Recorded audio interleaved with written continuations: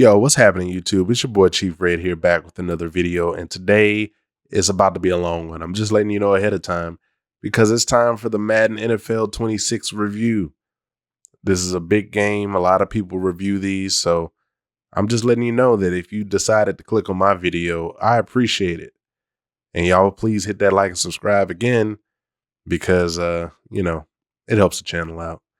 All the usual stuff, let's get that out the way. Now, just so you know, I don't talk online play because I don't really play online. I don't do Ultimate Team at all. So you're not going to hear me talk about that, but I will be talking about franchise, superstar, and of course, presentation and gameplay. So without further ado, let's get into it. Now, just so you know,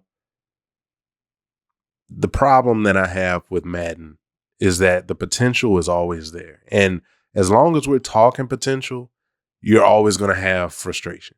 Like, that's just what it is, because the idea here is that, Madden looks like a good game on the surface. But once you get past the potential and you start really digging into the game and kind of looking at the details, that's where the game struggles. And that's where it's always struggled, or at least struggled within the last 10 to 15 years, right? That's my issue. And I'm just getting that out the way. So, at this point, let's talk specifics. Now, first things first, when you load into the game, after you get your settings together, they want to hit you with the microtransactions, talking about Ultimate Team, out the gate. Just right from the jump. You pick your settings and then, or they carry over from previous games, whatever. Then they hit you with the, Ultimate Team pack. And then after the Ultimate Team pack, after you shut that down, then they come back right at you with the season pass. And you have to navigate to get to the free pass. And then they want to double down and ask you, are you sure you want the free pass? Like, yeah, I'm sure. Right. But I'm real tired of this, guys. I'm tired of this in games. I'll be honest. Like, they got kids thinking this is normal. This ain't normal, right? This just became a thing within the last 10, 15 years. Because before that, like, you may have had a few microtransactions on PS4, but really and truly, like, this wasn't normal, guys. Like, I miss the days when you could I sound real old, but I miss the days when you can get on a game with my little memory card that was like, 8 megabytes and just play the game, right? Because they're hitting you with stuff before you even get to the main menu, bro. So, that's annoyance number one, right? But I haven't even seen the menu at this point. This just before you even load in, right? So here we go, right? Now, when you talk about the menus outside of that, it looks pretty good. It's not all laggy like 25 was. It's pretty snappy, and it's got a modern, clean look to it. So, whatever, right? Once you select the team, you go in, I did play now first before I got into anything else. Then, they give you a little crowd chant. Depending on what team you pick, you'll hear like, fly Eagles, fly for the Eagles or something like that. Like, it's cool, nice little touch. And I will say that the soundtrack is dope. One thing EA Sports has always done right is get the soundtracks right. Even on like the old NBA Live games, like, they've always gotten the soundtrack right. So that's cool. They got everything from T.I., 50 Cent to Luke Combs, so shout out Luke Combs. But the thing is, that's cool. But that microtransaction just gets me mad just from the jump. So anyway, it is what it is. But let's kind of pivot. Let's talk about franchise mode. Franchise mode is, like I've said before, it's one of my favorite types of modes. I love the offline stuff. I love franchise and superstar. So franchise is one of those modes where you basically, you take a team, you could be a coach on a team, and you take them through a season. You can do your, your scouting, you can do your trades and your free agency, and of course, manage your contracts and things like that. It's one of my favorite modes. You're basically running a team. But one of the big talking points for this year is the removal of owner mode. And, here we go again with EA and their nonsense, because they love to take stuff out. And I guarantee you that they're going to take it and bring it back in 3 to 4 years. This is typical EA. And it's a typical EA tactic. It's just one of those things where you have to question why. What is the purpose of removing something? Regardless of whether you think people are going to play it or not, you have a foundation. Why do you strip the foundation clean? They always take stuff out, bring it back, but they never take out the stuff they need to take out. Right? They need to get rid of this terrible blocking logic and put that back, but they can't do that. Right? So I don't understand what the purpose of this is. Okay. But they removed owner mode, but they did add a couple things. Like, for example, play sheets. Play sheets are basically kind of like boosts to abilities that, you might have a play sheet for like a specific defensive formation, for example, and you'll have boosts that kind of pertain to what's, whatever's on that play sheet. So, for example, if you have a play sheet for the nickel defense, you might get, coverage boost to linebackers or cornerbacks or something like that. It just really depends on whatever the play sheet is. But you got play sheets for like pretty much everything. You got it on offense, defense. You even have play sheet boosts for like wear and tear and things like that. So, it's something to do. Like, I guess it's something that they added in. And you can kind of use it to kind of game plan against different coaches because you also know what play sheets they have going into the matchup. So it's kind of cool. It adds a little bit of a, I guess, game planning element to franchise mode instead of just kind of, doing a regular little practice and then just kind of, playing a game, right? So you can kind of see what they're doing on the other side and then kind of put in play sheets to sort of counteract that, which is kind of cool. But, it just adds a little bit more of a game plan aspect to the mode instead of just, jumping into the game. The other thing is they added more storylines, which, there's still no voiceover work on this. So it's just you reading text prompts all day. And, that gets old after like the first hour of the game. So, it is what it is. Like you have to do it. So it's not like you can skip it. So, it's there. It doesn't really add or subtract from the game. It just kind of is what it is. They also added in these cutscenes for franchise mode and superstar mode that I believe are narrated by Rich Eisen, which they never show him on screen, but he's just kind of, telling a story, I guess. And then they have the halftime show and the weekly recap show, which is Scott Hansen, I believe, which is cool. It's nice to have. So I'm not going to complain that it's there, but it's not really super groundbreaking or anything. Now, they also allow you to do, team builder. So you can import created teams that way. And, you can do your scouting. You can scout your prospects. You assign scouts to certain regions and things like that. But other than that, it's the same mode. Like it's just the same mode. And after a couple weeks, you start to notice that it's just bland. Like it's just the same bland mode. And here again, you remove owner mode. And, I know a lot of people are up in arms about that, but it's just, you have to ask why. Like, what is the purpose of removing something? Was it taking up too much space? Because I guarantee you, there's probably like a million other things in this game that you could remove before you remove something that people actually care to play. Right. But you want to stick Ultimate Team in our face. Like it just doesn't, I don't get it. Right. So, you strip that away and it makes the mode even more bare bones than it already was, which I didn't even think was possible. Right. Because there's a lot of stuff that you'll see in like a FC game or NHL game that you don't even have in Madden. Right? Like you go play FIFA or FC and they got cutscenes to negotiate trades and, loans and things like this, but you don't see any of that stuff in Madden, like at all. So I don't get it. I don't get it. I don't get it at all, but that's pretty much franchise mode. All right. So let's talk superstar mode. Now, superstar mode, I've actually had a little bit of fun with superstar. Like I'm not too mad at it. To be perfectly honest, it's going to be repetitive. Like it's the same mode, right? It's the exact same mode as it ever was pretty much. Once you get into the flow of what it is and what's different about it, it becomes the same thing. And like I always say, there's going to be repetition. It's going to feel repetitive because at its core, it's just, you can only do so much with it. But, you start with the combine just like you did in 25.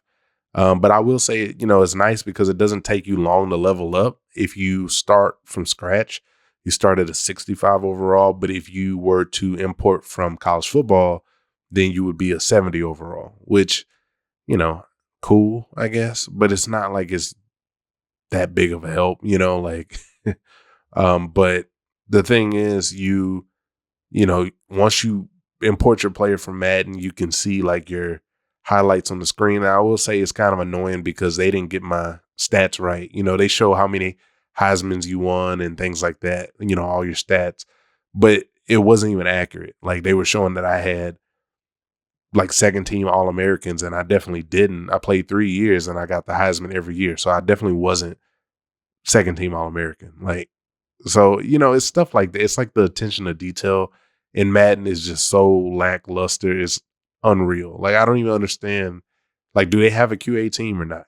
And I know that's kind of nitpicky, but at the same time, like if you're not even willing to get that right, like how are you going to get anything else right? Like that's something extremely small. And they're just like, yeah, whatever.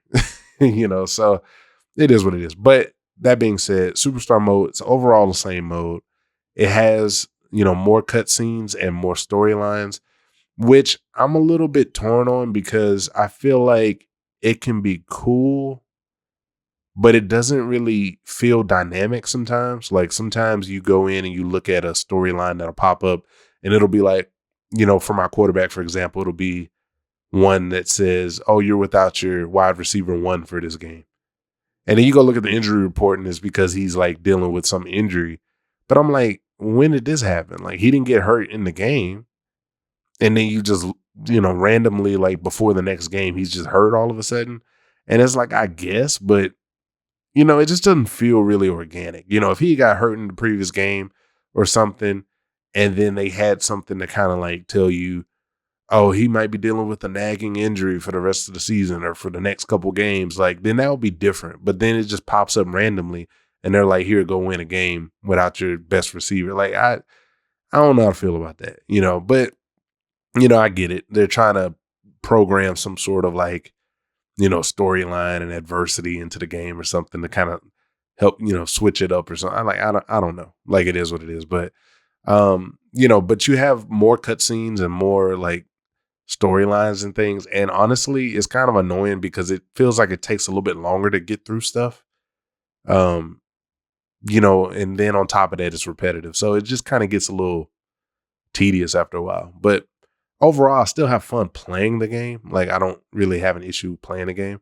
But one of the biggest things they added to this mode is the sphere of influence, which kind of reminds me of if anybody played like 2K16, 2K17, and you had your connections that you could put in your phone and like invite to your MyCourt and stuff. It's kind of the same type of thing. And basically it's just like people around your team. So it's like your teammates, your coach, it might be your agent or something like that you can build connections with. And you get a certain amount of influence for those connections. And that influence just contributes to reaching certain levels within your relationship. And once you do that, you can unlock certain things, but it really depends on the connection.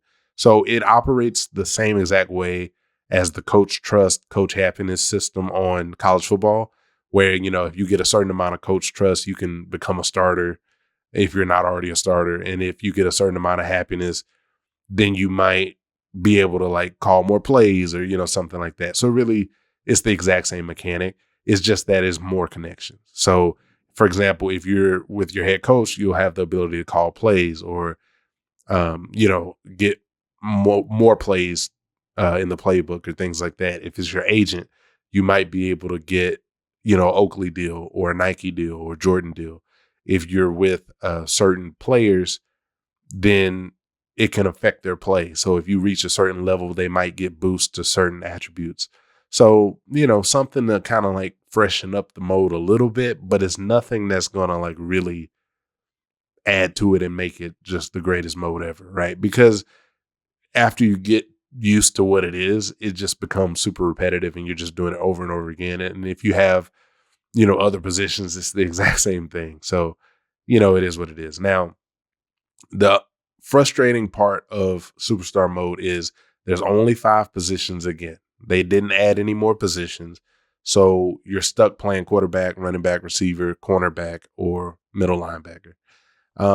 That's super annoying. And I don't know why we don't have it at this point. I feel like these same 5 positions have been in Superstar mode at least the last probably 3 to 4 years, maybe even longer.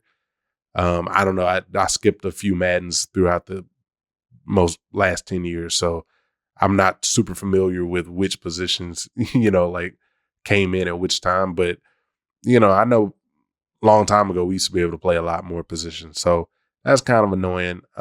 They also had a real issue with heavy snow. So if you have a heavy snow game, the fumbles were out of control. Like it was ridiculous. But I know that there's an update that's coming soon that's supposed to fix this. So I'm real happy about that because it was ridiculous. Like it will be like the first 4-5 possessions of the game. Somebody's going to fumble, whether it's you, a running back, receiver, like somebody was going to fumble. But the AI wouldn't fumble at all. Like they're just going down scoring. So super annoying to play. Thankfully, I only had one game in my first season, one snow game. So, but glad they fixed that. They also have another issue where you can't see player stats. Like you can only see career stats, even if you go to the player stats menu. And I also think this was in 25. So this is kind of annoying, right? Because you can't tell who's leading the league in anything. Like you don't know if you're leading the league. You don't know if your receivers are leading the league in anything. You have no clue where your standing is.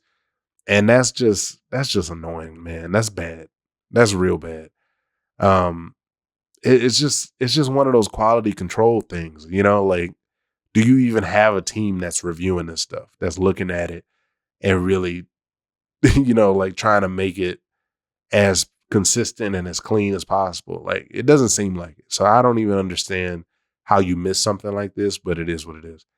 And then the only other thing that I want to talk about is the wear and tear system. So they brought that in from college football, and it's not as, it doesn't feel like it has as crazy of an impact as it does in college football. Like in college football, like if your wear and tear gets low for that, like road to glory, it can be pretty bad. Like they have the career wear and tear, and it gets pretty crazy because you can get to a point where you can't recover wear and tear, and there's just like nothing you can do. Well, in Madden, they actually give you the option to like recover. So when you have your activities from week to week, you can choose if you want to do, like drills, or if you want to just rest, and you can recover up to 30% of your wear and tear. And if you do a drill, you can get 10% back, or you can get 20% back, depending on which one you choose. So they actually give you the option to actually recover it, which is nice, but it feels like you can't really tune it like you can in college football. So you can't really adjust like how much a hit will impact it versus how much, like you don't have those sliders. Now you do have the sliders in the game. I don't know that affects Superstar mode, and you definitely don't have the sliders in Superstar mode itself. So it's just, kind of a give and take, but they do give you the option to recover. But if you get in a game and you get hit, and remember, O-line is not blocking well. So if you're a running back, you're getting hit a lot.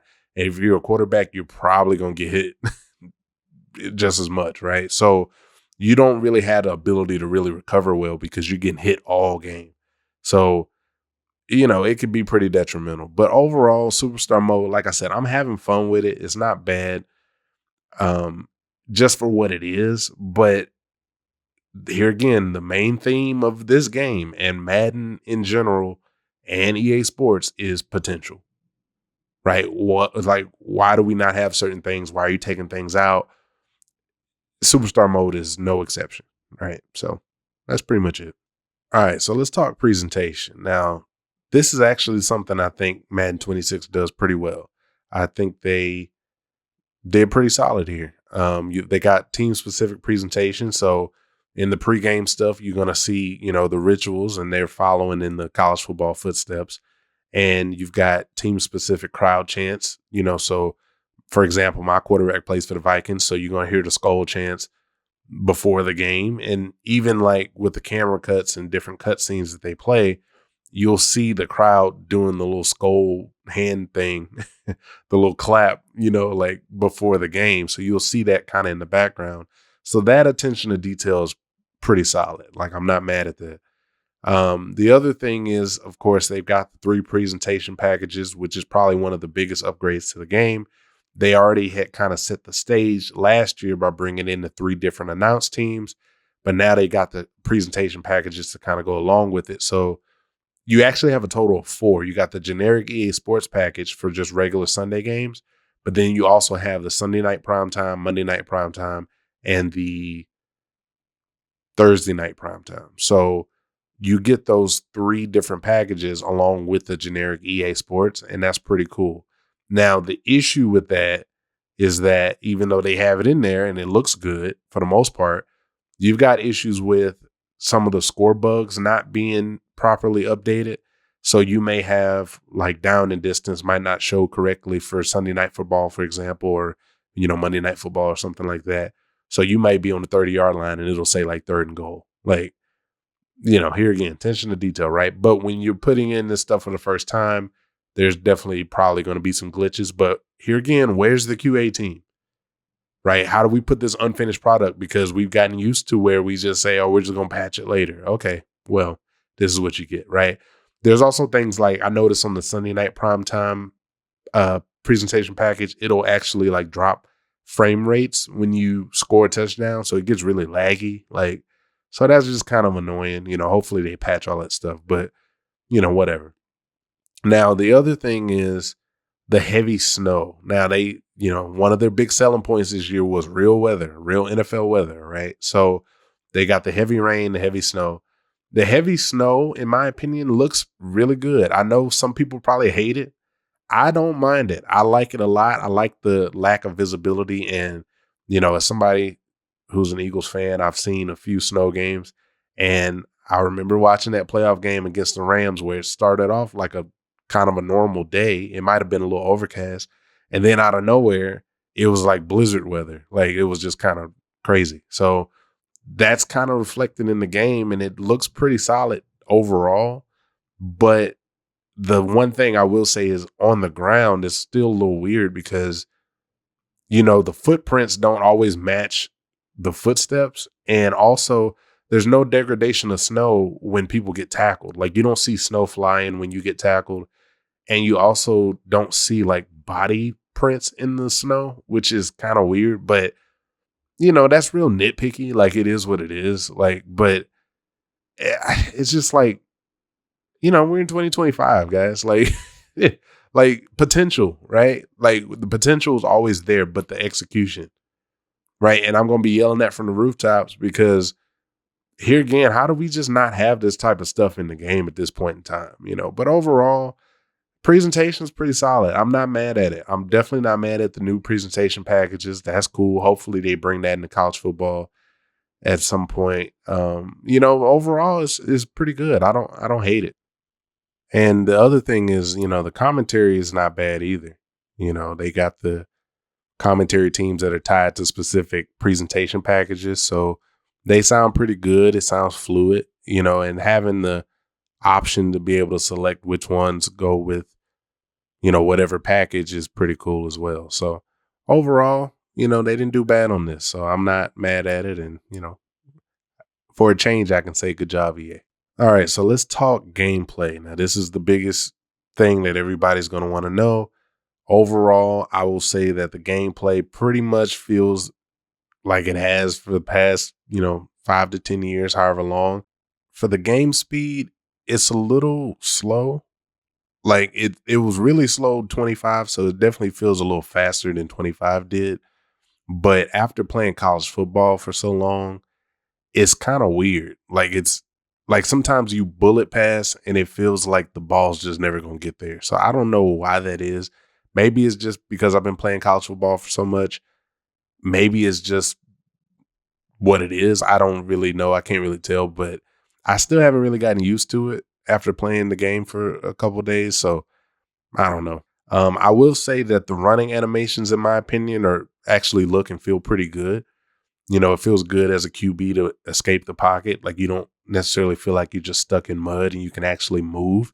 And then as a running back, it feels good. It felt pretty solid to me on 25 as well, but on this one, it feels pretty good. It feels a little bit better in my opinion. Now, outside of that, the same stuff remains. And here again, the biggest theme is potential, right? Because at this point in time, once you get to the specifics and the details, that's when you start seeing Madden break down, right? It looks good. It's a good looking game on the surface, but then you look and say, okay, what features do we have?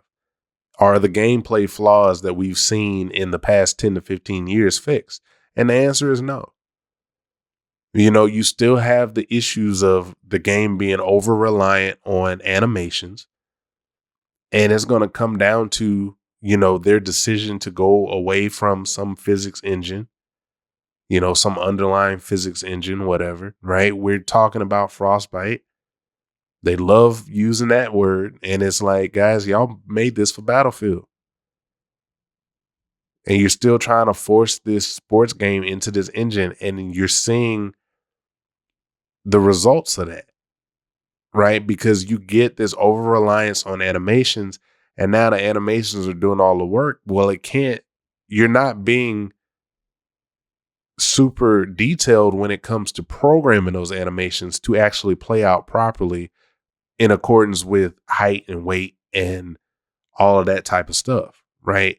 You've got defensive ends that move faster than the speed of light. Like, it doesn't make sense. You try and escape the pocket, and it doesn't matter if the DN is TJ Watt, JJ Watt, or, just some random bum that shouldn't even be on the field. It doesn't matter. They're going to catch you. And I don't want to hear anything about speed threshold sliders because that's going to affect the entire game.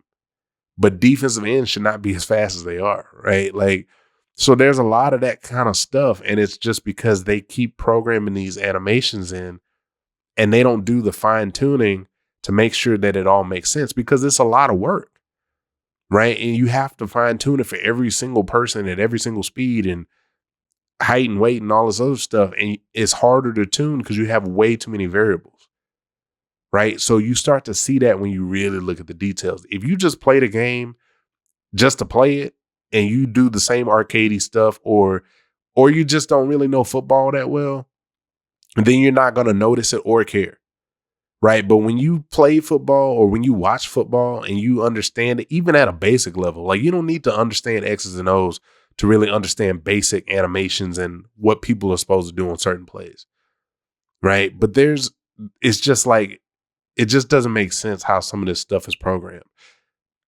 Biggest issue that anybody's going to have is O-line play. And it's the same thing. They want to tell you it's built from the ground up. It's not. It can't be. Because when you go look, we got linemen that have weird blocking assignments to begin with, but even once the play starts, you have to look and wonder what they're doing and why, right? You got players that just don't get people in front of them. Like, they just ignore them and they go to somebody else, or either they will tap them and let them go. And, it's really bad because I'm starting to get to the point where I'm starting to believe this is done on purpose. I don't know that to be true, but it has to be, right? Because we've been crying wolf for the past 15 years talking about fixed blocking. Well, there's nothing to fix if you do it on purpose, right? And the reason I say this is because when you go look at the AI on the other side, they can do things that your AIs don't do. You go look at O-line play on the other side, they pick everybody up perfectly. They slide off of double teams in time, sometimes late, but they still get them because they zap you into them. So there's all this kind of stuff, and you have to sit here and wonder, like, okay, if you have the ability to program O-line and receiver blocking in that way on the other side of the ball, why are our players not programmed like that? It's not that you can't, it's that you won't, because you want to make the game hard. Like, that's not fun, and it's not fair. right? Because you got players thinking that they're good, and it's like, no, you're not really that good. You're just using exploits, and it's just certain things happening because it just is what it is, right? Like the game is it just can't handle certain animations, or either they've programmed it to where it's extremely scripted. You got quarterbacks that can see people open and they're not even looking in the direction. You've got those moments where you get hit and your quarterback will try and throw the ball away, or either you're throwing to a receiver. And as soon as you hit the button, if you get hit, sometimes that ball's going to zap right to a defensive lineman, or it'll fly right to a linebacker that's in the middle of the field. And it doesn't even make sense. Why does this happen? Because I don't remember this happening way back in the day. I just remember this happening like within the last few years. And it just doesn't make sense to me. Because you can always tell when it's scripted. If my hand is going forward, why is the ball going backwards? Right into somebody's hand. Like that kind of stuff just plagues this game. It's terrible. Right? And so, you add that to the bad animations. You add it to the weird looking animations when you try and tackle somebody and just bounce right off of them. Like there's no momentum or anything like that. And there's a lot of issues with animations actually catching. Like you have players that are supposed to be blocking people and they'll be looking right at them, but they never actually make contact. And one real example of this is if you happen to have a tight end on the line outside of your tackle. If you notice, if the DN lines up outside of the tight end, there is a 99% chance that defensive end is going to get around that tackle and he will never make contact. He'll be looking at him the entire time and he'll never make contact. That is a huge problem. It's a huge flaw, but these are the type of things that are in this game and it just doesn't make sense, right? Because these are things that weren't an issue in previous games, and I also don't understand how they go radio silent. Like they never say anything about it. They always say, oh, we rebuilt the logic from the ground up, but they never give us the examples of what that means. Give me some gameplay to say, here's what happened before. Here's what's happening now that we've made these updates. They never do that. They just give you this generic word salad and just say, okay, here it is. And then you're over here looking like, man, y'all didn't fix anything. But then you get the people that defend it. You get the people that say, go adjust your sliders. Well, doesn't that defeat the purpose of having a difficulty in the first place? Doesn't that defeat the purpose of having ratings? If I can adjust sliders and make my O-line block at 100, which still won't work, what's the point of having O-linemen that are 90 plus overall or 80 plus overall? Like, who cares at that point? Because you're just bypassing their ratings in the first place. So I shouldn't have to adjust my sliders to get your game to work hard. I'm not saying that players can't lose battles during the course of a game. I'm not saying that they can't get beat by better players. I'm saying that they should attempt to do their job 100% of the time. There's never a time where a player will not at least attempt to do their job. It's just not going to happen, y'all. So when you look at it and you have these issues plaguing this game, this is where the frustration lies. And as long as we're going to be talking about potential, as long as potential is there, the frustration will be there, because we got to get to a point in this game or any other sports game where we stop talking about potential and what would be nice to have and what we could do better, right? We should be talking about what features we want to add to the game that are cool, that are next generation, next level, not can we fix blocking? That's the most basic piece of football. At this point, we should be talking about what the next console generation is going to look like, not the most basic fundamentals of football. And that's the issue, right? So overall, if we're talking about just my overall thoughts on the game, I think that this is a solid looking game with a lot of potential for the groundwork of what the game should be. Honestly, Madden needs overhaul, and it has needed an overhaul for a long, long time. And this game doesn't do any favors for getting rid of that sentiment, right? Like are always going to be talking about potential as long as they continue to stay on this engine, as long as they continue to make these, small updates to the game, and as long as they continue to remove stuff out of the game. We're always going to be talking about, hey, can you fix this? Can you do this? Can you do that? Like, as opposed to, oh, this feels really good. Y'all finally got this right. Cool. Let's move on to the next thing.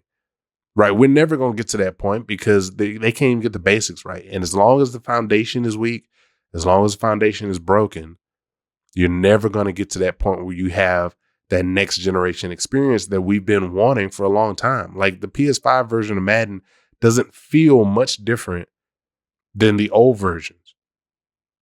It looks better. You have the presentation, which is nice, but it's not anything that's going to be substantially better compared to the old game. So you really need to really understand what you're getting and what value you're getting on a yearly basis for $70, sometimes $100. It's not my job to sell EA's game for them. It's not my job to tell anybody not to buy it, because I'm going to do what I want to do with my money. But if you feel like you want to know whether or not this game is worth it, I don't really think it is. Just overall, maybe wait till November to Black Friday and get you, that 50% discount, or maybe wait even longer and get it for $20. Or even don't buy it at all. Maybe wait until the PS6 version comes out and it'll be Madden 29 or something like that. Like, do that. But overall, it's pretty much the same game. You're not missing a whole lot by not playing it. Even though I do have fun with it at times, because like I said, the potential is there. And you have those moments where if you don't think too hard about it, then it's actually not bad to play. But once you start looking at the details, you look at certain plays, stuff happens where players do something weird that cause you to throw a pick, or either, your O-line is just not blocking all game. You're just getting killed all game. Then that's when the frustration comes out. That's when you want to throw the controller out the window, because it doesn't make sense how we're still dealing with this stuff in 2025. But that being said, y'all let me know what you think in the comments. If you've played the game, let me know if you agree, disagree, what have you. But appreciate y'all sticking around, and y'all take it easy.